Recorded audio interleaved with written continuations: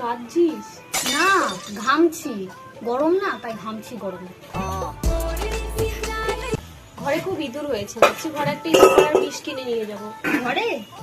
না, ইঁদুরগুলোকে পকেটে করে এনেছি, আমি একটু খাবো, ওদের একটু খাওয়াবো। বুঝলি তো, সামনে মায়ের বার্থডে আসছে, ভাবছি একটা শাড়ি গিফট করবো। কাকে, তোর মাকে?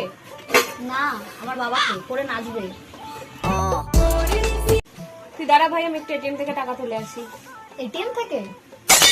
না, এটিএম এর পাশ থেকে টাকা তুলবো, গর্ত খুঁড়ে ওখান থেকে টাকা বেরোবে। এ ভাই দেখ, তোর জন্য আমি একটা গোলাপ এনেছি।